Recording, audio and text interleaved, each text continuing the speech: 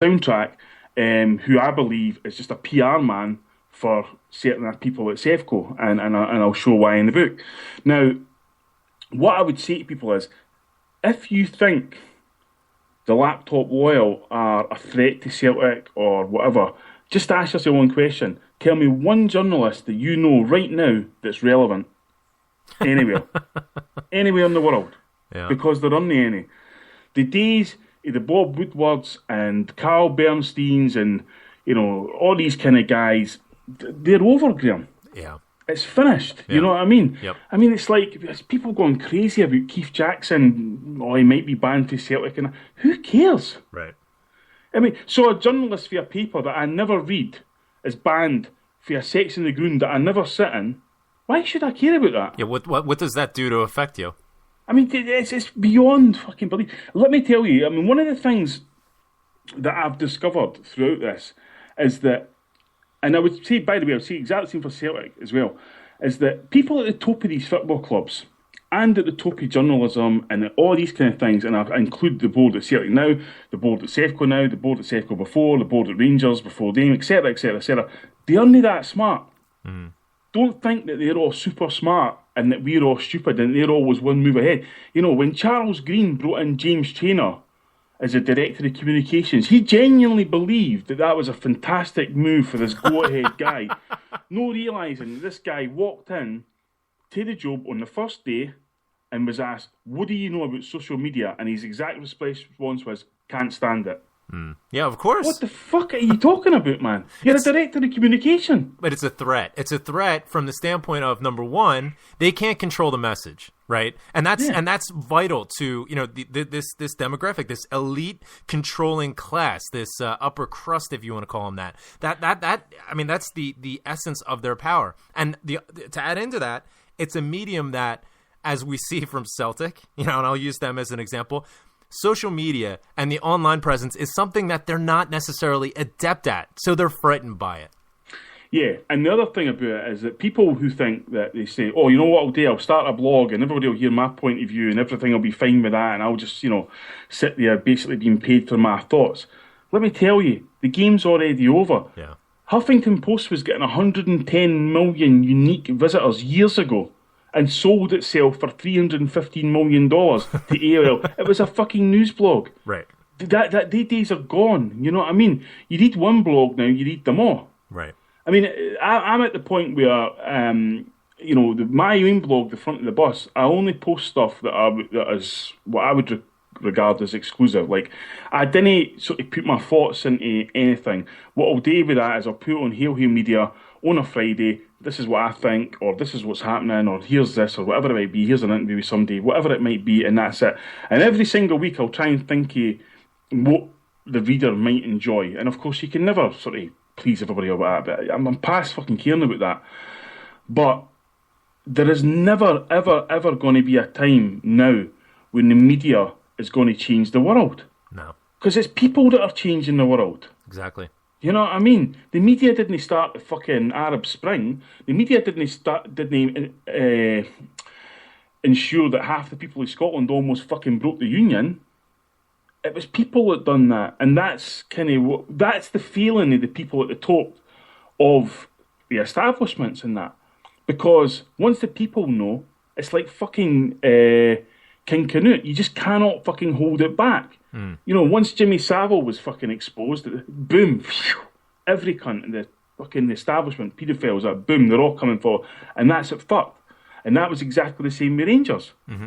You know what I mean? And it's incredible that even now, you have reporters, BBC and that kind of thing, are only now starting to talk about the levels of debt that David Murray was allowed to build up. And they say, oh, he's fucking outrageous. And people, I had seen people saying today, when a politician's going to ask questions about this ridiculous deal that David Murray had with the Bank of Scotland and blah, blah, blah, and all the rest of it. And it's like, well, guess what? The people have been delved into that for years. Right. You know what I mean? Right, yeah. And we've all known that. And what I've tried to do is show the facts and figures of all that kind of thing for anybody that doesn't know it and say, listen, this is the advantage they had. And then go and trot along now and please tell me that throughout the Murray years that the cheating that they did didn't give them a sporting advantage. Because one of the other narratives I always try to do, which I think has been proved by us, Graham, is that EBTs were just a fucking sideshow. Exactly. EBTs were like a fucking craps game where you were just throwing that dice one more time to make sure we can have a wee kick at this kind of thing. And we illustrate that in the film, and we illustrate the fucking lies that went around that, and real guilty people, etc. But this was a colossal fucking cartel that went on in Scottish football, right? And every single person who's involved in the Asterisk years, including yourself and people like that, are all, I mean, I was saying that to Scott Richards on Wednesday, they're all just working people, right? But the difference is, the fundamental difference that I've noticed, Graham, between people like you and people like me and people like the ones that are listening right now is, we actually care. Yeah, oh, absolutely. They do not fucking care. They do not have a fucking emotion in their fucking head apart from greed. Well, exactly. Their sole mission is just serving themselves. It's self-serving.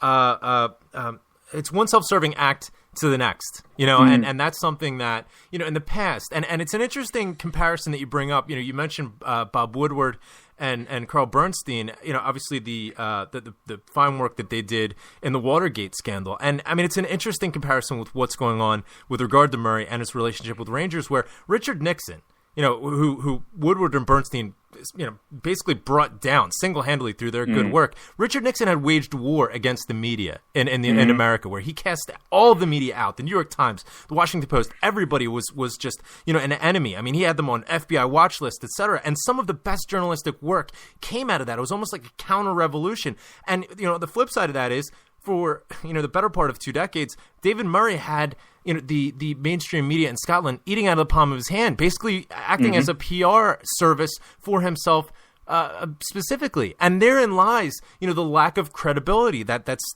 at play, within the media. But, and you think about that, Graham, is that we all know that that's what they are, they're PR men. But the way you have to get back at them is through information. That's the power, right? For whatever you do, if you're going to hit back at them through your own blogs and whatever kind of, don't just be a PR man for yourself. Because what's the difference? Right. You know what I mean? If you're self-promoting yourself all the time, blah, blah, blah, you've got to hit back. We have information, you know what I mean? Information is power, nothing more. That's what it is. That's where it lies. Politics is power. It's all about power. That's what I've tried to say throughout this thing. It's not about money. We show an example in the film of someone who was nouveau riche, and how he was fucked about, because this is the elite, you know what I mean, and you didn't get into the elite by throwing money at it. It's all about power. And as I say, people say, well, how do they not get caught? And because if the guy who makes the fucking law that you're breaking lives 3 doors along for you, the chances are you're not going to get prosecuted by it, because you can fucking say to him doing the club that night, listen, any chance of just changing that law a wee bit to this? Or if they go to the same schools or whatever it might be, it becomes a bubble. And they lived within this bubble for decades, absolutely decades. And what we've done is shine a fucking light on that. And we'll shine a light on the streets and the houses, and we'll fucking put them out there. I don't give a fuck. You know what I mean? They and cohorts and all that kind of thing are quite happy to try and have a go at me and fucking try and make my life a misery. But what I say to them and anybody that tried to do that, fuck you, because you never worked. And I don't give a fuck anymore, you know what I mean? I really don't. Yeah. Because I can assure you now, Graham, and anybody listening, whoever ever feared for my safety during the time, see the people that did have a go, they're fucking regretting it now, I can assure you that.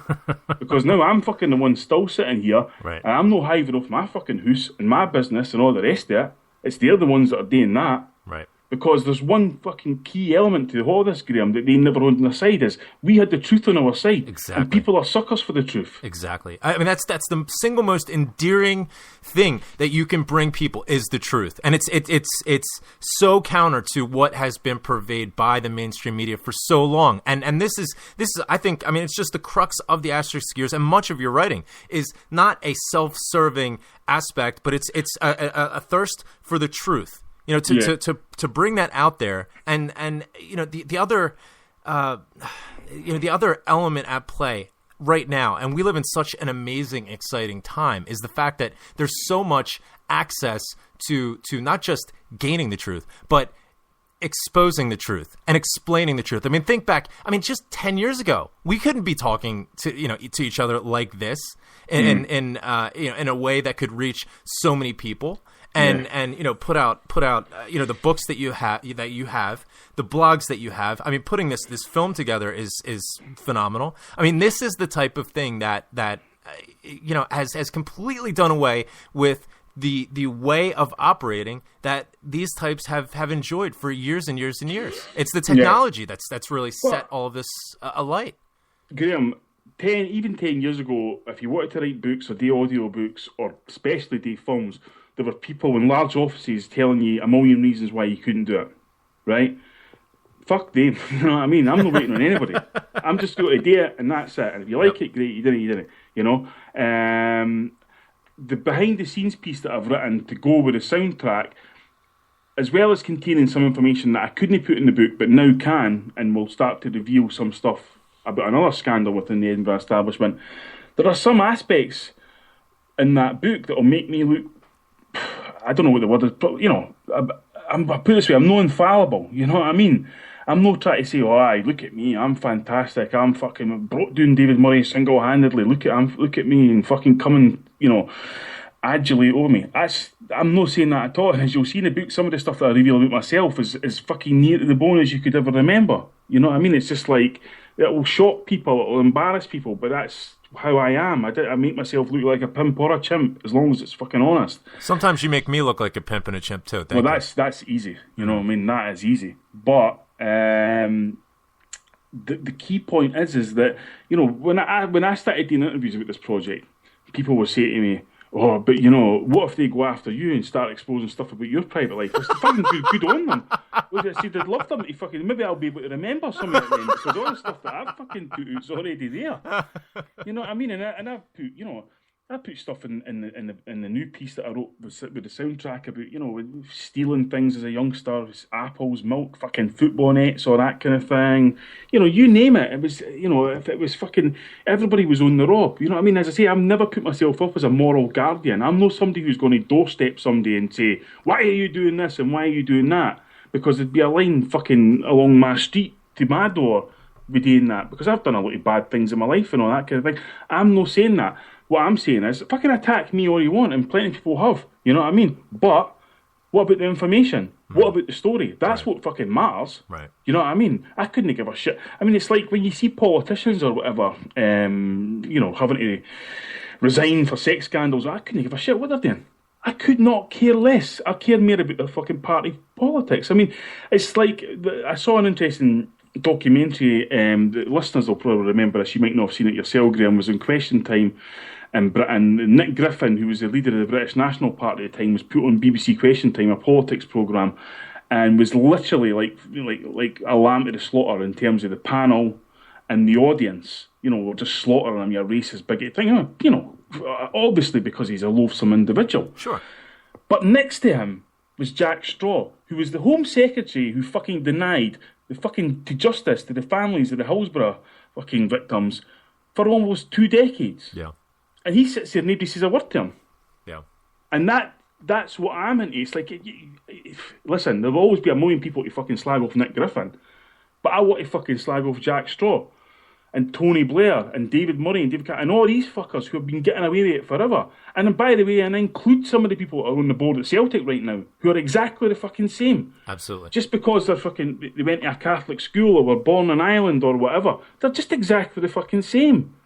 Well, I mean, look at you know, our former chairman, you know, and the footage that was beamed even over here to America, John Reed. You know, and talking about the virtues of the union and, you know, what good it brings to the people of Scotland when it's absolute garbage. And you know, and that man sat in Celtic Park for the better part of 4 years.